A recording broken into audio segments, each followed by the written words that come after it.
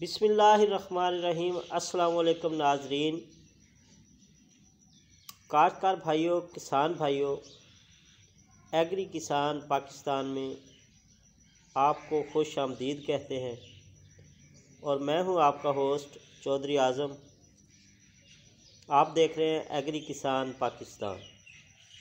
किसान भाइयों, आज की हम इस वीडियो में बात करेंगे ई वोचर वर्सेस एप्लीकेशन सब्सिडी कि पंजाब भर के काश्तकारों को किन चीज़ों पे सब्सिडी दी जा रही है, उसको हासिल करने का तरीक़ाकार क्या है, ये हम रजिस्ट्रेशन कैसे करवा सकते हैं, ये सब्सिडी हम कैसे हासिल कर सकते हैं, इससे मुस्तफ़ीद कैसे हो सकते हैं। पहले हम अपने इस चैनल पे शुरू करेंगे खादों की सब्सिडी से, जिसमें फास्फोरसी खादों पे सबसे बड़ी सब्सिडी दी जा रही है, जिसमें सबसे पहले SSP single super phosphate, NP nitrophos, NPK, ये NPK मतलब कि तीनों जो खादें हैं, नाइट्रोजन, फास्फोरस और पोटाश, इसे ज़रखेज़ खाद भी कहते हैं। ये मुख्तलिफ़ कंपनियां मुख्तलिफ़ नामों से बना रही हैं। ये NPK होती है, ज़्यादातर ये सब्ज़ियों की काश्त के जो काश्तकार हैं या बागात वाले हैं वो इसका ज़्यादा इस्तेमाल करते हैं, क्योंकि इसमें पोटाश भी शामिल होती है। पोटाश जो है ये फलदार अजनास हों, सब्ज़ियां हों या किसी भी फसल की जो पैदावार है उसकी ग्रोथ अच्छी करने में पोटाश काफ़ी अमल दखल उसका है। अच्छा, उसके बाद DAP है। DAP के बाद हम चलते हैं पोटाश खादों की तरफ। पोटाश खादों में SOP और MOP, इन दोनों खादों पे सब्सिडी दी जा रही है। खादों के बाद बात आती है सीड की, जो मंजूर शुदा अक़साम का मुख्तलिफ़ कंपनियों का मुख्तलिफ़ इलाकों में आपके हर एरिया में मुख्तलिफ़ कंपनियों के साथ गवर्नमेंट के मुआहदे हैं जो सीड दे रहे हैं। ज़्यादातर सबसे बेहतरीन और ज़्यादा पूरे पंजाब में चलने वाला जो सीड है वो पंजाब कॉरपोरेशन दे रही है। उसके अलावा आपको छोटी छोटी कंपनियां जो हैं आपके एरिए में काम कर रही हैं, उन पे भी वो सब्सिडी मुयस्सर होती है, क्योंकि उनकी अटैचमेंट है महकमे के साथ, सिस्टम के साथ। अब बीजों में अगर देखा जाए तो बीज गंदम, बीज कपास, बीज मूंग, बीज धान, बीज चना, इन तमाम चीज़ों पे गवर्नमेंट जो है वो ई वोचर सब्सिडी दे रही है। इसके बाद तेलदार अजनास में कैनोला की काश्त पे, तिली की काश्त पे और सूरजमुखी की काश्त पे, इस पे काश्तकारों को सब्सिडी दी जा रही है ई वोचर। इसके बाद बात आती है स्प्रे की, पेस्टिसाइड की। पेस्टिसाइड में धान की फसल पे जो की जाने वाली स्प्रे है उस पे सब्सिडी दी जाती है। गंदम की फसल पे जो की जाने वाली स्प्रे है उस पे सब्सिडी दी जाती है। कपास पे सफ़ेद मक्खी वाइट फ्लाई की जो स्प्रे है उस पे सब्सिडी दी जाती है। ये वो सब्सिडीज़ हैं जो ई वोचर के ज़रिए किसानों को दी जाती हैं।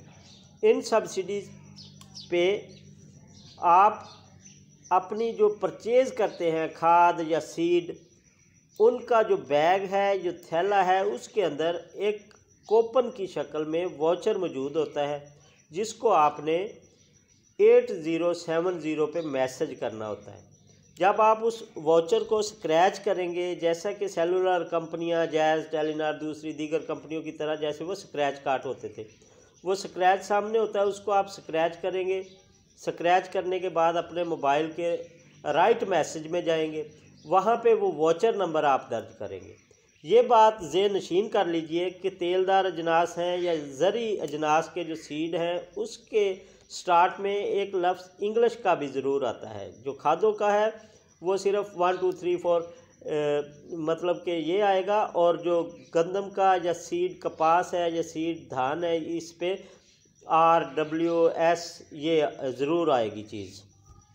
अच्छा जी, इसकी सब्सिडी जो है इसकी एक लिमिट है। आप SSP के या NP या NPK, इनमें से आप 20 वोचर लगा सकते हैं। इन तीनों खादों में से कोई भी आप इस्तेमाल कर रहे हैं तो इस पे आप 20 वोचर एक साल में हासिल कर सकते हैं। DAP पे अगर जाएंगे, DAP पे भी आप 20 सेंड कर सकते हैं अपने शनाख्ती कार्ड पे। SOP या MOP इन दोनों में से 10 वाउचर आप सेंड कर सकते हैं पोटाश के। गंदम के सीड के 5 एकड़ तक आप सब्सिडी हासिल कर सकते हैं एक शनाख्ती कार्ड पे। कपास के बीज पे 5 पे आप सब्सिडी हासिल कर सकते हैं।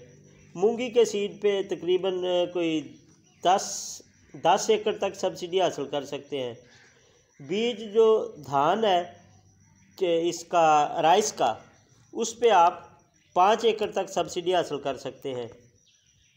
इसके बाद आता है जी बीज चने की काश्त पे भी आप सब्सिडी इस तरीके से हासिल कर सकते हैं। तेलदार अजनास जिसमें कनोला और सनफ्लावर, तिली, इन चीज़ों पे भी आप 5 से 20 एकड़ तक बिलतरतीब जो है वो हासिल कर सकते हैं सब्सिडी।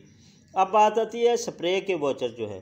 धान पे सिर्फ आप 1 एकड़ तक सब्सिडी हासिल कर सकेंगे, गंदम पे आप 5 एकड़ तक हासिल कर सकेंगे, कपास पे भी आप 5 एकड़ तक ये सब्सिडी हासिल कर सकेंगे। इसकी हासिल करने की जो तरीक़ाकार है वो सिर्फ रजिस्टर्ड काश्तकार इस सब्सिडी को ले सकते हैं।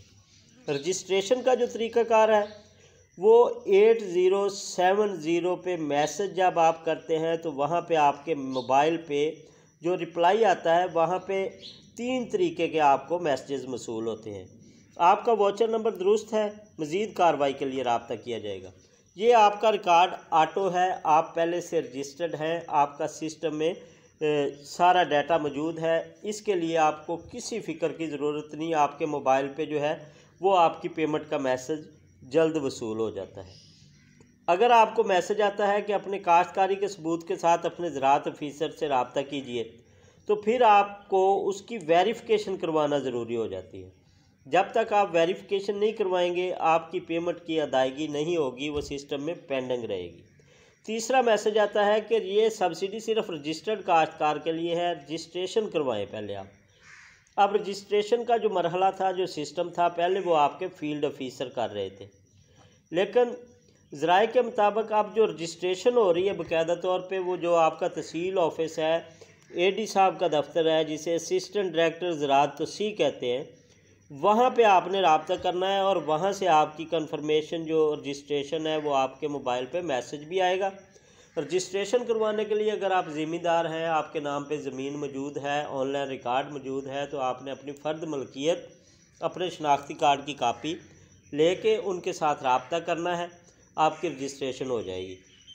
अगर आपके नाम पे ज़मीन नहीं है, फ़र्ज़ करें आप काश्तकार हैं, आप ठेकेदार हैं, आप मज़ारे के तौर पे काम कर रहे हैं, आप हिस्सेदारी पे काम कर रहे हैं, ये सब्सिडी लेना चाहते हैं, तो तब जाके आपने वहाँ से एक बयान हल्फी बनवाना है। जिसकी ज़मीन आप काश्त कर रहे हैं उसकी शनाख्ती कार्ड की कापी साथ लगानी है, उससे आपने एफिडेविट मतलब बयान हल्फी लेना है, उसी बंदे की फ़र्द मलकियत आपने साथ लगानी है। तो अपने ऑफिस में चले जाना है करीबी ज़राअत के, वो आपकी जो डाटा है उसको मुंतकिल कर देंगे, या आपने अपने करीबी तहसील ऑफिस में जाना है डिप्टी डायरेक्टर साहब के दफ्तर में, वहाँ से आपका सिस्टम जो है बिल्कुल जल्द होगा और आसानी से हो जाएगा, उसमें मुश्किलात नहीं आएंगी।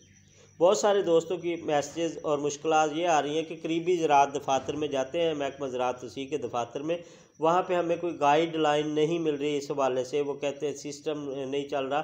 तो हर तहसील में डिप्टी डायरेक्टर साहबान के दफातर मौजूद हैं, आप वहाँ पे जाके उनसे बिला मुशाफा जो है वो मुलाकात कर सकते हैं, उनको दरख्वास्त दे सकते हैं रजिस्ट्रेशन की, उनके दफ्तर में जाके आप रजिस्ट्रेशन करवा सकते हैं।